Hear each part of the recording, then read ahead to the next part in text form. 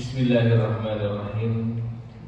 Assalamualaikum warahmatullahi wabarakatuh. Innal hamdalillah nahmaduhu wa nasta'inuhu wa nastaghfiruh wa na'udzu billahi min shururi anfusina wa min sayyiati a'malina. Man yahdihillahu fala mudilla lahu wa man yudlilhu fala hadiya lahu. Asyhadu an la ilaha illallah wahdahu la syarika lahu wa asyhadu anna Muhammadan 'abduhu wa rasuluh. Qala Allah Ta'ala fi kitabihil karim, a'udzu billahi minasy syaithanir rajim. Bismillahirrahmanirrahim. Inna salata tanha 'anil fahsya'i wal munkar. Wa qala inna ad-dina 'indallahil Islam. Bapak Ibu hadirin jamaah salat subuh yang dimuliakan Allah Subhanahu wa taala insyaallah. Pertama-tama marilah kita panjatkan puji syukur kepada Allah Subhanahu wa taala, karena Allah Subhanahu wa taala telah menyadarkan kepada kita semua bahwa kita hidup di dunia ini tidak selamanya. Allah sadarkan kepada kita bahwa harus ada amal yang akan kita bawa kelak di akhirat. Allah sadarkan kepada kita bahwa waktu yang telah Allah berikan kepada kita tidak seluruhnya untuk dunia, akan tetapi dunia adalah tempat di mana kita mengumpulkan bekal untuk bekal kelak di akhirat. Karena perjalanan kita di dunia ini begitu singkat, yang kita tidak tahu kapan kita akan meninggal dunia. Dan yang terpenting adalah ketika Allah Subhanahu wa taala mencukupkan umur kita, kita sudah siap untuk mendapatkan bekal kelak di akhirat. Karena bagaimanapun hidup kita di dunia ini sebenarnya adalah untuk beribadah kepada Allah Subhanahu wa taala. Wa ma khalaqtul jinna wal insa illa liya'budun. Oleh karena itu mudah-mudahan Allah Subhanahu wa taala istiqomahkan pada kita untuk supaya ingat kepada hari akhir, sehingga kita tidak terlena dengan kenikmatan dunia. Salawat dan salam semoga selalu tercurahkan kepada junjungan kita Nabi yang mulia, Nabi besar Muhammad sallallahu alaihi wasallam, pada keluarga dan sahabat serta umatnya yang tetap teguh dalam menjalankan syariat agamanya.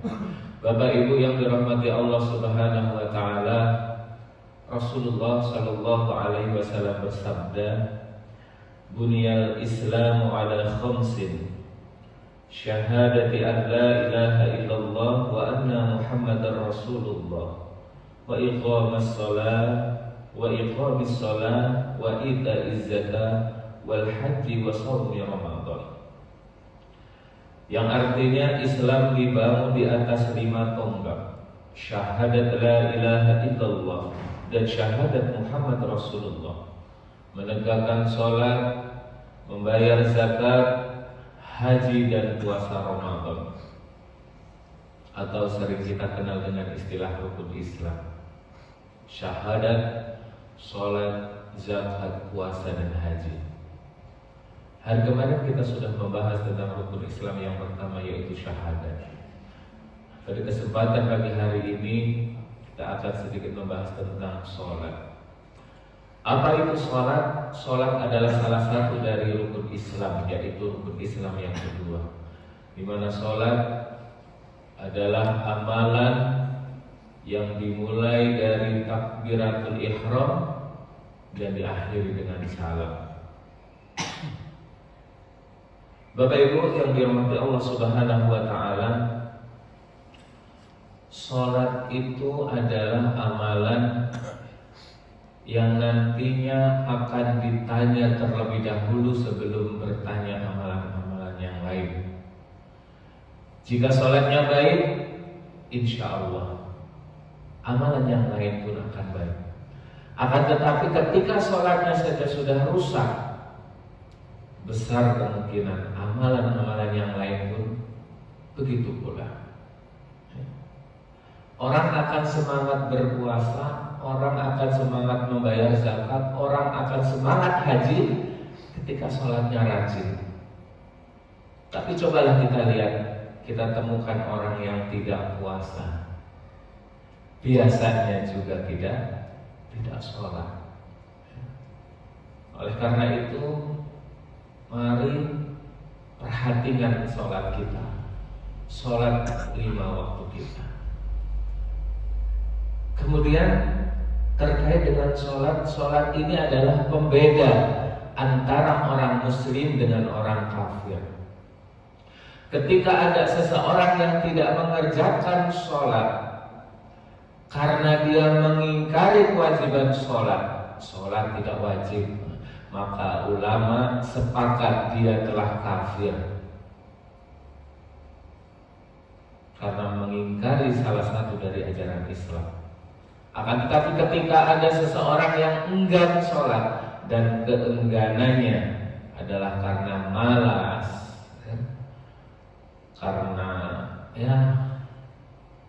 tidak terlalu takut mungkin meninggalkan sholat, sudah terbiasa sholat, bukan karena mengingkarinya, maka para ulama berbeda pendapat. Ada yang mengatakan itu kafir, tapi yang lebih bisa diterima adalah ia termasuk orang yang fasik. Fasik, menyadari itu kewajiban tapi sengaja meninggalkan. Bapak Ibu jamaah salat subuh yang dimuliakan Allah Subhanahu wa taala, kewajiban sholat itu dimulai, syariat sholat dimulai ketika peristiwa Isra Mi'raj Nabi besar Muhammad sallallahu alaihi wasallam, di mana Nabi Muhammad diperjalankan dari Masjidil Haram ke Masjidil Aqsa, kemudian naik ke atas langit ke Sidratul Muntaha, langsung menerima perintah sholat. Oleh karena itu, sholat adalah amalan yang begitu istimewa. Ketika perintah yang lain Allah sampaikan melalui malaikat Jibril, disampaikan kepada Rasulullah, sholat begitu penting sampai dengan Allah Subhanahu wa taala memanggil langsung Nabi Muhammad sallallahu alaihi wasallam untuk menerima perintah sholat. Oleh karena itu sangat disayangkan ketika kita sudah mengetahui begitu pentingnya sholat, masih bisa dengan sengaja meninggalkan sholat. Bapak Ibu yang dirahmati Allah Subhanahu wa taala, banyak sekali keutamaan sholat, di mana sholat adalah tiang agama. As-sholatu imaduddin. Barang siapa mendirikan agama, mendirikan sholat berarti ia mendirikan agama, mengokohkan agama. Dan barang siapa meninggalkan sholat berarti sama saja dengan ia merobohkan agama. Inna sholata tanha 'anil fahsya'i wal munkar. Sesungguhnya sholat itu mencegah dari perbuatan keji dan munkar. Bahwa masih ada saja orang yang sholat akan tetapi dia tetap mengerjakan sesuatu yang keji atau sesuatu yang munkar, presentasinya kecil. Bisa jadi sholatnya hanya sekedar menuntaskan kewajiban, bisa jadi sholatnya tidak memperhatikan tata cara yang benar, wudhunya, bisa jadi tidak memperhatikan dan tidak berusaha sama sekali untuk khusyuk dalam sholatnya, sehingga mencegah kepada nahi dan mungkar masih kurang maksimal. Tapi umumnya orang yang sholat dia cenderung enggan untuk berbuat maksiat, enggan untuk terus menerus berbuat sesuatu yang tidak baik. Beda Bapak Ibu, orang yang rajin sholat dengan orang yang tidak rajin atau bahkan tidak pernah sholat. Bapak Ibu yang dirahmati Allah Subhanahu wa taala, sholat juga merupakan bentuk syukur kita atas begitu banyak nikmat yang telah Allah berikan. Sekaligus sholat merupakan sarana komunikasi dengan orang yang kita cintai, yaitu dengan Allah Subhanahu wa taala. Allah yang kita cintai. Ketika kita mencintai seseorang, maka ada cara untuk berkomunikasi, cara untuk berinteraksi. Ketika kita mengaku cinta kepada Allah Subhanahu wa taala, maka salah satu cara yang kita lakukan adalah dengan sholat. Kalau misalnya interaksi kita sholat 5 waktu masih kurang, ada sholat sunnah yang lain, sholat qobliyah, ba'diyah, sholat duha, sholat malam, dan lain sebagainya. Apalagi ketika sholat itu dilakukan dengan berjamaah, maka akan memperkuat tali persaudaraan di antara kita. Teman kita sehari 2 hari tidak berangkat, ditanya kemana? Apakah sedang sibuk keluar kota? Apakah sedang sakit? Ya, ada perhatian. Kenapa? Karena setiap hari dipertemukan di masjid, sehingga ketika beberapa hari tidak kelihatan, kita bertanya apa yang terjadi. Itu adalah sebagai bentuk ikatan silaturahmi kita ketika sholat itu kita kerjakan secara berjamaah. Bapak Ibu yang dirahmati Allah Subhanahu wa taala, itu saja yang dapat saya sampaikan pada kesempatan di hari ini. Kurang dan lebihnya saya mohon maaf, mudah-mudahan bermanfaat. Akhiri wassalamualaikum warahmatullahi wabarakatuh. A'udzu billahi minasyaitonir rajim. Bismillahirrahmanirrahim. Allahumma shalli ala sayyidina Muhammad wa ala ali sayyidina Muhammad.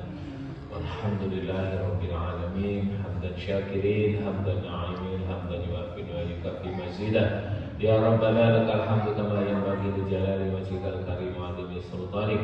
Rabbana zalamna anfusana wa illam taghfir lana wa tarhamna lanakunanna minal khasirin. Rabbana ighfir lana wa li walidina wa li jami'il muslimin wal muslimat wal mu'minin wal mu'minat ala ahya'i minhum wal amwat innaka 'ala kulli syai'in qadir. Rabbana hab lana min azwajina wa dhurriyyatina qurrata a'yun waj'alna muttaqina imama.